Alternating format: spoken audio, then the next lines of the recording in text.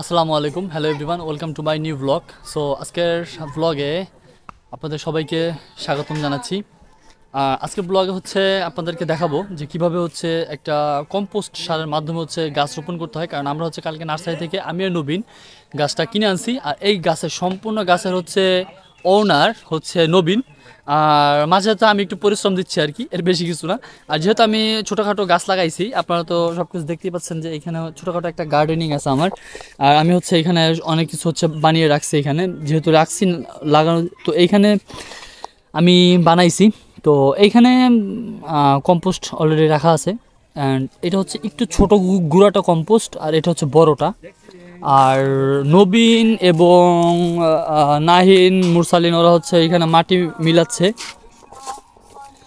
নবীন এইখানে মাটিটা মিলাচ্ছে আর কি, টপের মধ্যে রাখতেছে আর কি। আর এইখানে মাটিটা আনছি আমাদের বাঁশবাগান থেকে। আমি হচ্ছে কাজ করতেছি এখানে বসে আর কি। তো এইখানে হচ্ছে এটা হচ্ছে মিলাবো মূলত। মিলাতে গেলে হচ্ছে দেখা যাচ্ছে এগুলো খুব শক্ত শক্ত, তো আর দেখা যাচ্ছে এগুলা আপনার পিঠে পিঠে পিঠে পিঠে হচ্ছে ভাঙতে হয়, এমনিতে ভাঙে না আর কি। সেই জন্য হচ্ছে চেষ্টা করছিলাম এটা দিয়ে, বাট এটা দিয়ে হয় না, কারণ এটা দিয়ে হচ্ছে আপনার সরে যায়। তো এই ক্ষেত্রে হচ্ছে আপনার কাঠ ব্যবহার করতে হবে। একটা কাঠ রাখছিলাম, এই যে হচ্ছে সেই কাঠটা, এই কাঠটা দিয়ে হচ্ছে পিটাতে হয়, পিটালে এটা হচ্ছে আপনার গুঁড়া হয়ে যায় আর কি। তো এইভাবে গুঁড়া করে হচ্ছে আপনার কম্পোস্টটা অলরেডি এখান থেকে আমি মিলিয়ে দিচ্ছি আর কি। আর ছোট ছোট দেখা যাচ্ছে যে এখান থেকে নিচে নিচে আছে নিচে আছে নিচে নিচে গুঁড়াগুলো আছে নিচে। তো এইখানে হচ্ছে অলরেডি এগুলো হচ্ছে এখন গুঁড়ো করার সময়, তো গুঁড়ো করবো। সো টাইম ল্যাপসটা আগে একটু দেখেন, দেন হচ্ছে অনেক কিছু শিখতে পারবেন আশা করি। আর এখানে কম্পোস্টটা দিয়ে হচ্ছে আপনার কালকে নার্সারি থেকে আমরা অনেক কিছু জেনে আসছি। এটা হচ্ছে মূলত আপনার মাটির 3/1 ভাগ হচ্ছে কম্পোস্ট সার দিতে হয়। মানে গরুর যে গোবরটা, মূলত সেই গোবরটা শুকানোর পরে ভিজা থাকা অবস্থায় কিন্তু ওইটার হচ্ছে একটু কি বলে কি একটু যেন আছে, যাই হোক একটু সারের কোয়ালিটি ভিত্তিক।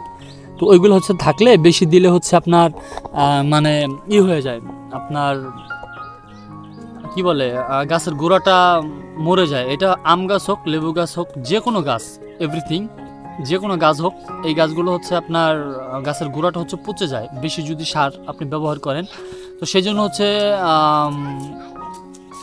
আমাকে বলে দিয়েছে নার্সারি থেকে যে মাটির 3/1 ভাগ হচ্ছে ইউজ করতে হবে কম্পোস্ট সার। সেইখানে হচ্ছে আমরা এখানে অলরেডি মিলিয়ে দিয়েছি, মিলানো শেষ। আর এখানে হচ্ছে নবীন কাজ করতেছে মূলত। নবীন হচ্ছে এখানে সারটা মিলাচ্ছে আর কি। এখানে আমি দেখাচ্ছি আপনাদেরকে নবীন যে সারটা মিলাচ্ছে। এখানে নবীন হচ্ছে সারে যে মিলাচ্ছে সার, কম্পোস্ট কম্পোস্ট কম্পোস্ট জৈব সারটা মূলত এইখানে গিয়ে হচ্ছে এটা হচ্ছে মিক্স করতে হবে। মিক্স করার পরে হচ্ছে এটা রাখতে হবে একটা টপের ভিতরে মূলত। তো নবীন হচ্ছে মিক্স করতেছে। মামা এদিকে দেখাও, এটা একটু টপটা একটু দেখাও। একটা এটা একটা টপ কালকে আমরা নিয়ে আসছিলাম, এটার প্রাইস কিন্তু অলরেডি দেওয়া আছে, আমি দেখাচ্ছি আপনাদেরকে। এটা বিগত আমি ভিডিওতে দেখাইছি যে এমআরপি 165 প্রাইস, বাট আমাদের থেকে একটু কম রাখছে। আর আমরা লাগাবো হচ্ছে এই বড়টা। লাগাবি বড়টায়? এটাই লাগাবি? আচ্ছা যাই হোক, আমরা লাগাবো হচ্ছে এইটাই। ছোট তো যেহেতু মনে হয় মাটি আর লাগবে না, কিন্তু আমরা বড়টায় যখন লাগাবো, এই বড়টা যখন আরও বড় কিছু বড় আম গাছ বা কোনো কিছু খাওয়া যায়, যাতে যেগুলো হচ্ছে কলম কাটা গাছ মূলত 2-1 বছর ভিতর 6 মাসের ভিতরে যেগুলোতে হচ্ছে ফল দেয় আমাদের আর কি। আমরা হচ্ছে এটা নিচ্ছি কারণ আমাদের মনে হচ্ছে যে আমাদের একটু কম্পোস্টটা একটু কম হয়ে গেছে, সেজন্য হচ্ছে আমরা অল্প অল্প করে নিচ্ছি আর কি।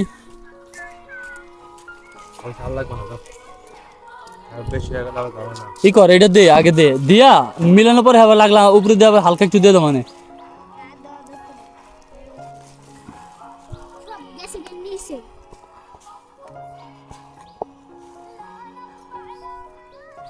আর এখানে হচ্ছে মূলত এটা এখনো গুঁড়ো করা হয় নাই, বাট গুঁড়ো করার জন্য হচ্ছে এটা টানতে হবে এখানে। গুঁড়ো করার জন্য এটা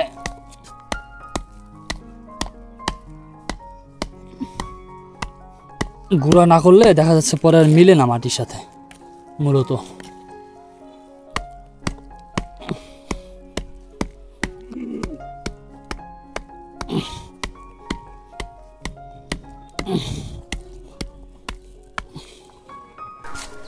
কোন গাছ ওইটা কি জানি রজনী। আচ্ছা রজনীটা না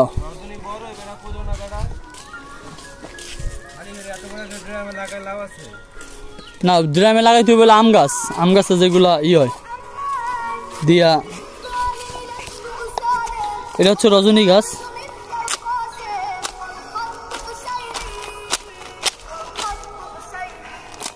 মাটি সহ কিন্তু ওই মাটিটা ফালাই দিয়েছি, ওই পাতাগুলো ফালাই দিই উপরে।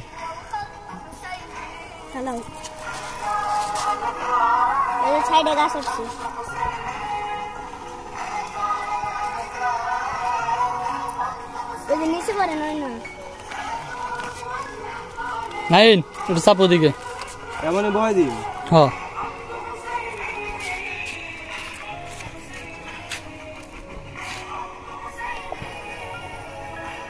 বলছি না একটু মাটি দিয়ে এলাম, একটু মাটি দেওয়া লাগবে। আর দেওয়া লাগবে না, না একটু নিচের দিকে রাখ। মানে এইটা না হে কই না কইছে এইটা মাটির নিচ তো টুডা কি কও কইছি মাটিটা যখন মাটি দিব তখন এই পর্যন্ত হবে। হেয়া কই নাই, কইতাছি মাটিটা একটু নিচের দিকে উঠাইলে এই মাটিটা একটু নিচের দিকে যাইবে, তখন একটু দিতে পারবি, সমস্যা হবে না। এখন কি মাটি এই জায়গা দিমু? হ্যাঁ কও। এখন তুই মানে এই জায়গা মাটি উড়াইলে অল্প একটু উড়াইলে সমস্যা আছে না? কি চাইতে এইটা তো একটু নিচে যাবে না? এটা না এটা এত নিচে যাবে কে? এটা একটু উপরে রাখবি, তাইলে হালে মাটি আরো দে।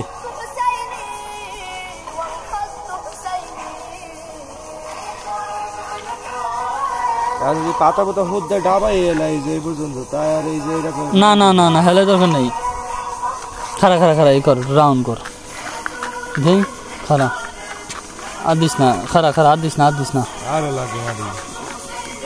গোড়াটা দে, এটা দে, মাটিটা দে, ওটা দে। আর এটা গোড়াটা নিচের দিকে যাবে না, এটা শিকড় গুলা এটা কিন্তু অলরেডি শিকড় হয়ে গেছে, দেখেন এখানে।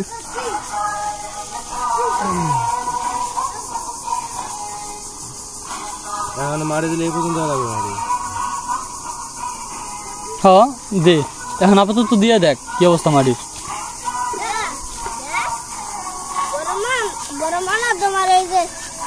পাতা হালাত কইছে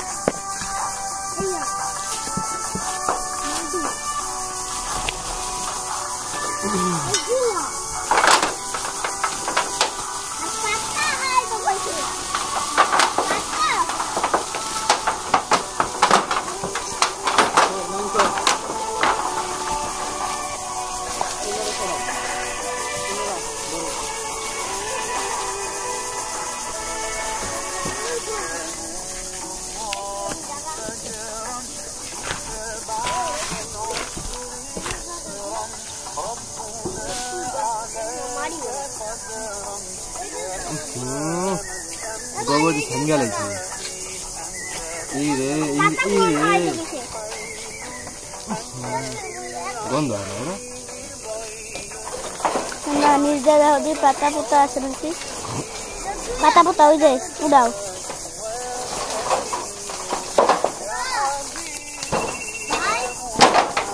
ওই যে পাতা কি কোথায় যাবি? কোথায় যাবি? কোথায় যাবি? রাইয়ান কোথায় যাবি?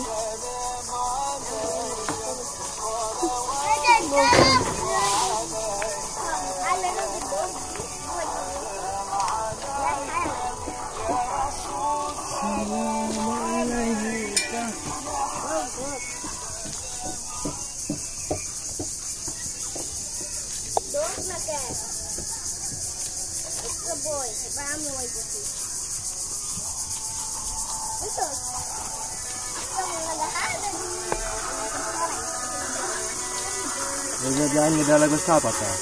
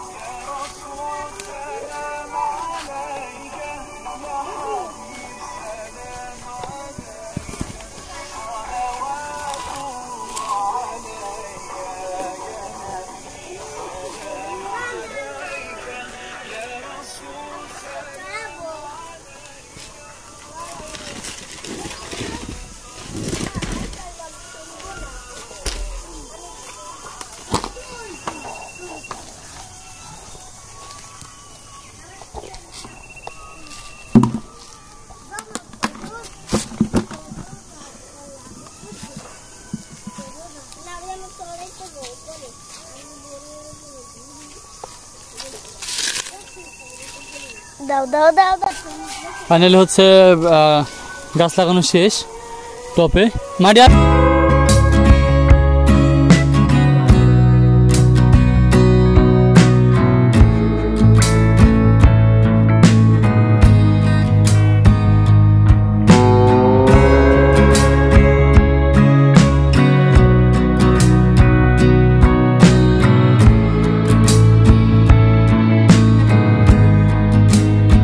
গোলাপ গাছ লাগাবো।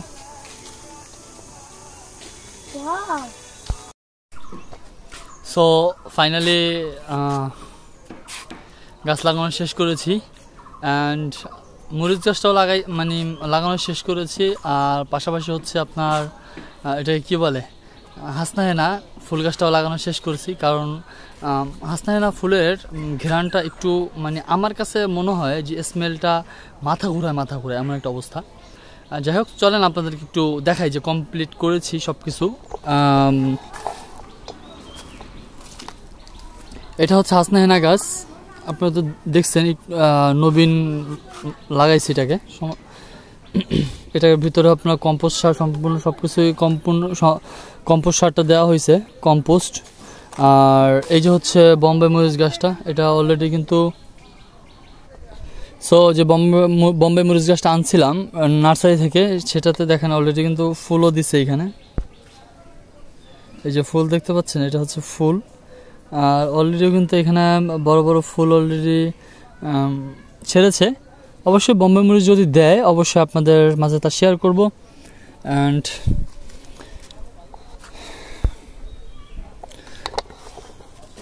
আজকের ভিডিওটা ছিল এই পর্যন্তই। কেমন হচ্ছে অবশ্যই জানাবেন। দেখা হবে পরবর্তী নতুন কোনো ব্লগে। ততদিন ভালো থাকবেন, সুস্থ থাকবেন। আর অবশ্যই আমার চ্যানেল সাবস্ক্রাইব করবেন এবং শেয়ার করবেন বেশি বেশি। আল্লাহ হাফেজ।